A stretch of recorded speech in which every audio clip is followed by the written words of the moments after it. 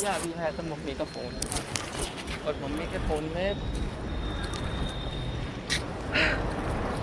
तो ऐसा है, 2-3 दिन पहले मम्मी से बात हुई थी। मम्मी को समझा दिया था कि मैं 50% ऐसा करूँ, मेरा दिमाग वैसे ख़राब रहता है। ऑफिस से आता हूँ कार करके, मेरे बात करने की किसी इच्छा नहीं होती है। क्वेश्चन करो और मैं आंसर करूँ, मेरे को तो यही बहुत इतना अजीब लगता है कि मेरा इंटरव्यू देने का मन नहीं करता है, रियलिटी में इंटरव्यू देने का। मम्मी मेरे से क्वेश्चन करती तो बहुत गुस्सा आता है। ये सब चीज़ मम्मी को बता दी कि मेरे साथ क्वेश्चन मत करना किसी भी चीज़ के लिए। और फालतू चिटपुट कामों के तो बिल्कुल भी नहीं, कि खाना खा लिया, क्या बना था, कैसा बना था, हॉस्टल जैसा था, घर जैसा था, ये तो बिल्कुल भी नहीं। तो अभी मम्मी ने ये सारी चीज़ों को बहुत सोच सोच के कंट्रोल किया होगा, और मेरे को फ़ोन किया, मेरे से बात की। अब दोस्तों ऐसा है कि एक चीज़ होती है मैच्योरिटी। देखो मैं अपने पेरेंट्स के बारे में कुछ गलत नहीं कहूँगा, बट सच भी यही है। एक चीज़ होती है मैच्योरिटी, जो बताती है कि भाई अगर कोई व्यक्ति किसी सर्टेन कंडीशंस में जी रहा है, तो उसको कोई चीज़ का दुख है या परेशानी है, तकलीफ है, चिंता है, तो उसको वो चीज़ ना करता है। यानी जैसे हार्ट पेशेंट है, तो उसके सामने ऐसी कोई बात नहीं करेंगे ना कि वो एकदम से उसको हार्ट अटैक आ जाए। तो वैसे ही अगर कोई व्यक्ति ऑलरेडी टेंशन में चिल कर रहा है, वो कोशिश कर रहा है, तो उससे ऐसी बातें नहीं करनी चाहिए कि वो और टेंशन में आ जाए, वापस से चिल ना रह पाए। तो भाई ऐसा हुआ, 20 मिनट ढंग से बात करने के बाद मम्मी का मैसेज, काम से क्यों ऐसा नहीं हो सकता क्या कि ये सिर्फ तेरे को काम काम के बेस पे रख ले, काम तेरा अच्छा देख कर। अरे भैया ये चीज़ें तुम मेरे से पूछ रहे हो, ये मेरे यहाँ बैठ के मैं ये चीज़ नहीं सोचा हूँगा क्या यार? और यार ये क्या बात होती है यार? और सुन, क्या लगता है रखेंगे कि मम्मी? मेरे को नहीं लगता कि रखेंगे। फिर क्या करेगा? मैं कुछ भी कर लूँगा, मैं भीख नहीं मांगूंगा, बाकी मेहनत में मैं 2-3 हज़ार रुपये महीने का कमाऊँगा, तो पैसे नहीं मिलेगा। तो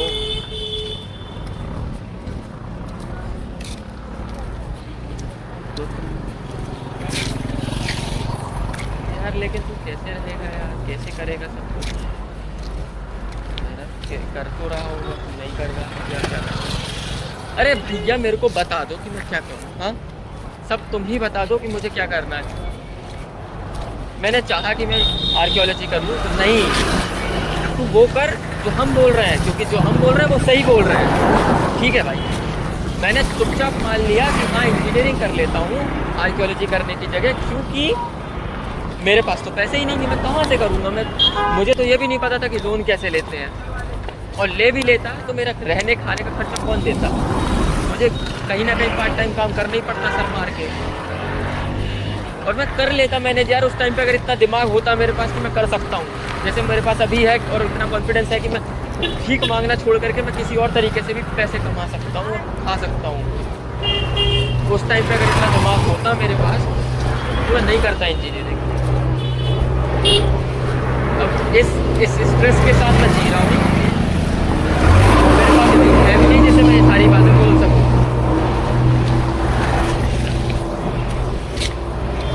अब लोग मुझे घूम के देख रहे हैं, ये पागल हो जाता, चिल्ला क्यों रहा है रोड पे? ठीक है, बड्स लगा के रखा हूँ, कोई नहीं समझेगा।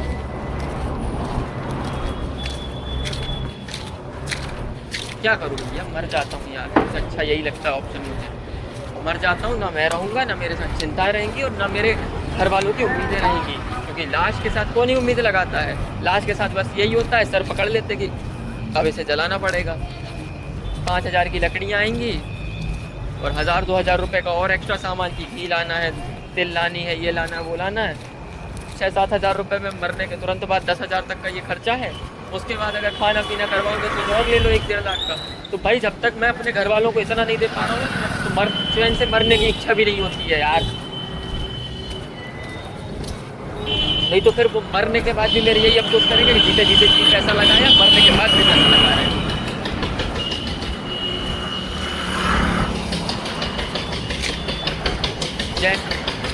अब लोग मेरे को बोलते हैं कि तू छिल रहा है, मुझे लड़कियां अच्छी लगती है, तू लड़कियां ताड़ता रहता। अरे भाई ताड़ लेता हूँ यार, थोड़ी बहुत तो स्ट्रेस से रिलीफ मिलता है कि देख लिया, चलो खुश हो गए। पाने की तो औकात ही नहीं है वैसे भी।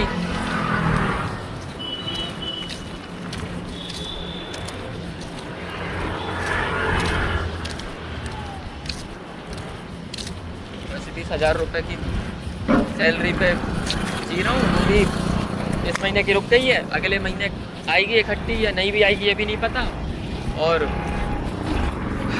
ये महीना कैसे कट रहा है मुझे भी नहीं पता। व्यवहार काम आते हैं यार, लोगों से व्यवहार बना के रखिए। शुभम भैया इतने अच्छे, कैसा चल रहा है सब भैया? यार सैलरी नहीं आई, पैसे कितने बजे चल लेंगे, कुछ तो है यार। देखो यार मेरे को नहीं है करियर का स्ट्रेस बिल्कुल भी, ठीक है, नहीं है। मैं बहुत चिल हूँ, मैं बहुत खुश हूँ। मेरी अगर ये इंटर्नशिप ऐसी लाइफ टाइम भी चलती रही तो मैं जी लूँगा ऐसे भी।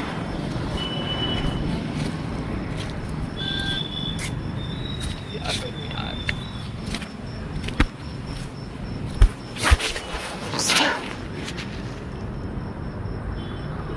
चैन से मर तो सकता नहीं हूँ, जी सकता नहीं हूँ।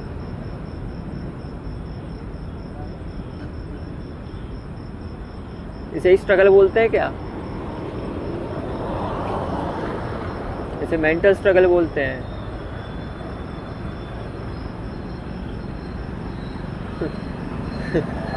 वो क्या नाम है उसका, कियोको करके इंस्टाग्राम चैनल है, वो गांधीनगर कैंपस की लड़की है। लड़की की बात नहीं कर रहा हूँ, बातों की बात कर रहा हूँ मैं कि उसने क्या बात बोली थी। कल्याणी नाम है शायद उसका। वो बोली थी कि 3 साल कॉलेज में ना गर्लफ्रेंड नहीं बनाई, क्या बात करने के लिए कोई नहीं है तो। 3 साल सुन लो भाई, शुरू में शौक के साथ गया था कि गर्लफ्रेंड भी बना लेंगे। इंजीनियरिंग सुनो शुरुआत में क्या हुआ मेरे साथ, 12th पास की, पूरा मन में इंटेंशन था कि मेरे को तो भाई आर्कियोलॉजी ही लेनी है चाहे कुछ भी हो जाए। इन लोगों ने मुझे आर्ट्स तो लेने नहीं दी सोशल साइंस के साथ, जिससे मैं आर्कियोलॉजी कर सकूं। ज़बरदस्ती मैथ दिलवा दी हैं, और ज़बरदस्ती भाई इतनी प्यार तरीके से करते हैं ना कि इन पे इल्ज़ाम भी नहीं लगा सकते हम कि बेटा आर्ट्स के बाद नौकरी लगती नहीं है किसी चीज़ में, बाकी तेरा जो मन वो तू कर ले। सारी आर्ट्स की जो जॉब है वो मैथ्स करने के बाद भी मिल ही जाती है, बाकी जो तेरा मन है वो कर ले। इस तरह से तो मुझे इमोशनल ब्लैकमेल कर करके मैथ्स दिलवा दी। मैथ्स ली, फिर मैथ्स ने मेरी ली, फेवरेट सब्जेक्ट था वो मेरा, लेकिन जब मजबूरी बनती ना कोई चीज़ तो वो फेवरेटिज्म सब खत्म हो जाता है आपका।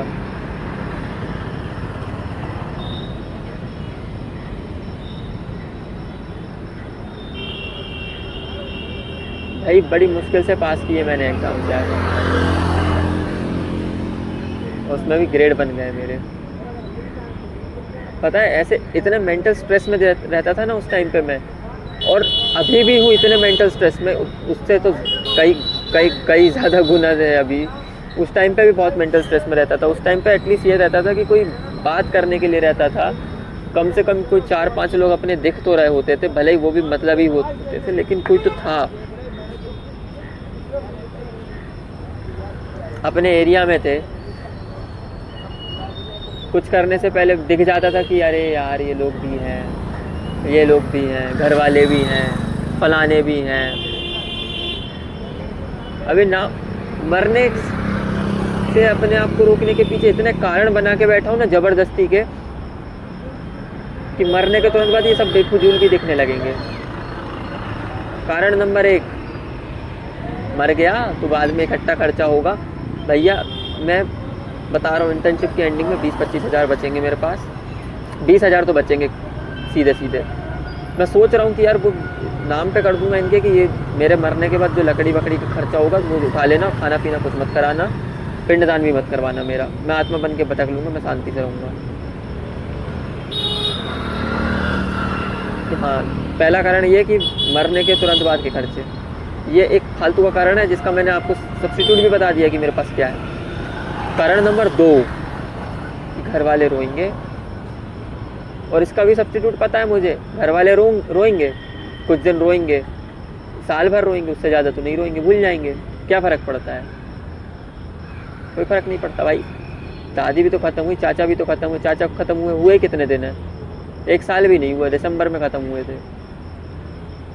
कौन याद कर रहा है उनको? चाची तक याद नहीं कर रही उनको, ना उनके बच्चे याद कर रहे हैं उनको। 6 महीने क्या, जुलाई चल रहा है ना, 7वां महीना है, 7-8 महीने ही हुए हैं। कौन सा ज़्यादा फ़र्क पड़ गया? मैं भी निपट जाऊँगा, क्या ही फ़र्क पड़ जाएगा। कारण नंबर 3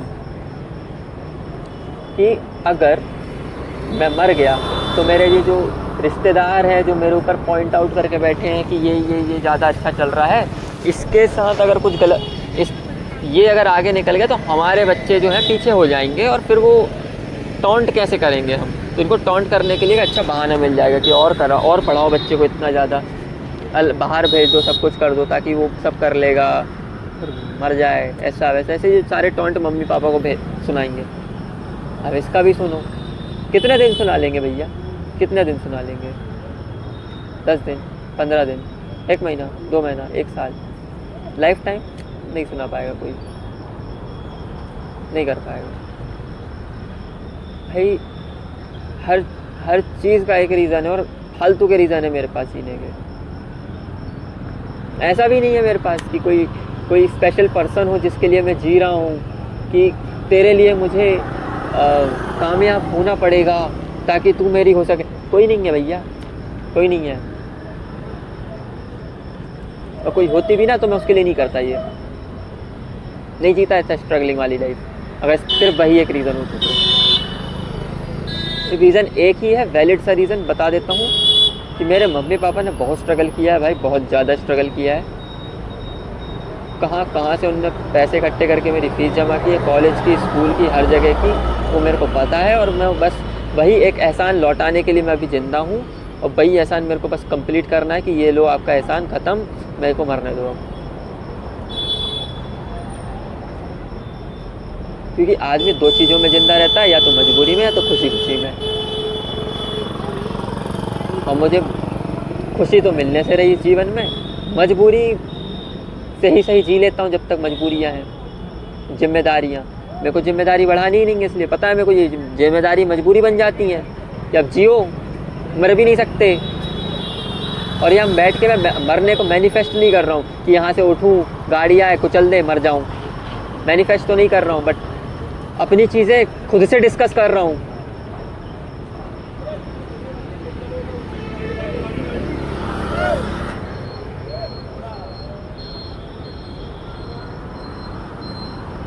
भाई गुस्सा आता है यार, मेरे को बहुत ज़्यादा गुस्सा आता है जब मेरे से वही क्वेश्चन पूछे जाएं जो दिन भर मेरे दिमाग में चल रहे हों, जिनके आंसर मैं खुद खोज रहा हूँ कि भाई मिल जाए, नहीं मिल रहे हैं मेरे को।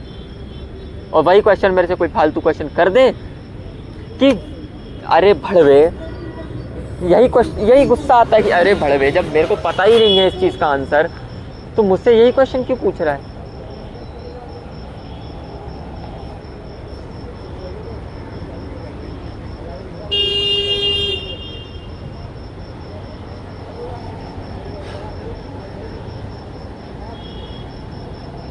ये पता बिल्कुल वैसा ही आता है जैसे कोई पेशेंट है, हॉस्पिटल में एडमिट है, उसकी कोई बहुत सीवियर सी है ना प्रॉब्लम चल रही है, उसे दर्द हो रहा है, बहुत ज़्यादा दर्द हो रहा है, पूरी दुनिया को दिख रहा है दर्द हो रहा है, फिर भी उससे पूछेंगे दर्द तो नहीं हो रहा, कितना दर्द हो रहा है? अरे भाई उसको शांति से पड़े रहने दो, वो दर्द सहन कर रहा है। तुम उससे बार बार पूछोगे दर्द हो रहा है, कहाँ दर्द हो रहा है, कितना दर्द हो रहा है, उसको दर्द बढ़ जाएगा। तुमको लग रहा है ना कि हम तो पूछते तो हैं, हम बात करने के लिए कुछ टॉपिक चाहिए, भाई मत करो बात मेरे से यार, मैं हाथ जोड़ रहा हूँ तुम लोगों के, मेरे को मत करो फ़ोन कोई भी, मेरे को ब्लॉक कर दो, मैं तुमको ब्लॉक कर देता हूँ। जब कुछ सच में करने लगूंगा, जब पैसे आने लगेंगे, ईमानदारी से जितने आएंगे, वो जितना मेरे को लगता है कि दे सकता हूँ उतना मैं शांति से आपको भेज दूंगा, ख़त्म। जैसा सलूक मेरे साथ शुरू में कॉलेज आया था तब होता था ना, बस वही सलूक करना फिर मुझे, मतलब बदले के हिसाब से नहीं यार, शांति के हिसाब से बोल रहा हूँ, मुझे बदला नहीं निकालना। पता है मैं जब कॉलेज आया था ना तो मेरे को फ़ोन तक नहीं आते थे घर से, क्या कर रहा होगा। ऐसे अब हर चीज़ भरोसे में मत गिनो, ये भरोसे की वजह से कि तुझ पे भरोसा करते होंगे आयुष कि तू तू सब मैनेज कर लेगा। अरे यार पानी में बैठ गया हूँ यार, गीला हो गया हूँ पूरा। अरे यार छी भाई।